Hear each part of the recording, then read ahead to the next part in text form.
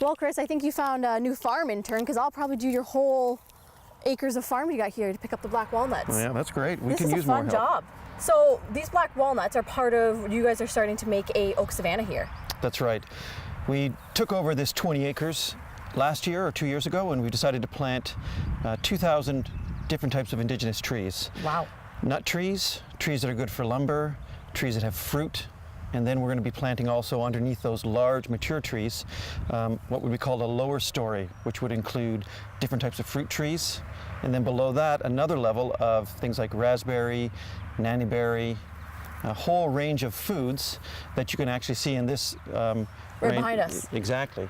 We've got our black walnut, we've got our mulberry, and then we've got raspberry canes below. So what's the reasoning behind kind of organizing like that in the different layers? So if you take a field and you just cut it down and then you plow it and you grow one crop, you don't have any diversity.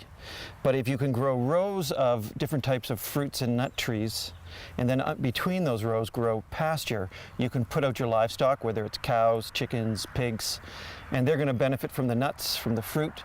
They're even going to benefit from some of the leaves that come off certain trees. Like a mulberry, the protein level of a mulberry is similar to alfalfa or clover. Oh, really? Yeah, and those are traditional livestock grazing forage. So this is almost like having all of the agricultural in one spot, like you have all the different layers of it, if that makes sense. Yeah, you could think of it this way. A forest has no grass and a field has no trees, and we're putting the two together. But we're doing it in a format where I can still drive my tractor and cut hay and make sure my animals are being taken care of. And why did you decide to adopt this kind of farming? So these are permaculture ideas, and we believe that this can produce a larger volume of food than if you just have a forest or you just have a wide open farmer's field. And one of the issues that's facing us as a species is how do we feed ourselves? Mm-hmm. And we think this is one way to produce more food in an organic way. Because more conventional farming, they just do, like you said, like they're only growing corn, they're only growing this. And why do you think that kind of happened over the years, where they forgot about this way of agriculture? So I think that there's been a shift since probably the mid-1900s, where we've moved towards a more mechanized approach to food. It's very difficult for you to get people to come out and work physically on a farm. It's hard labor. It's difficult, it's hard labor, it tends to be low paying, and so machines have come along, and when you have a machine, you need to have large areas to make the cost of that machine worthwhile.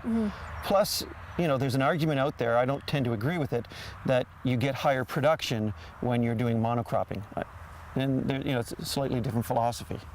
So the black walnuts are results from all the black walnut trees dropping down, and then who gets to eat these black walnuts? So what we're going to be using this for is mostly for human consumption and for our pigs. The pigs love to break these open and get the protein out of them. Awesome, and we're going to be checking out the pigs in a bit. Yep. All right, stick around because we have more here at ManoRun with Chris. We'll see you guys in a bit.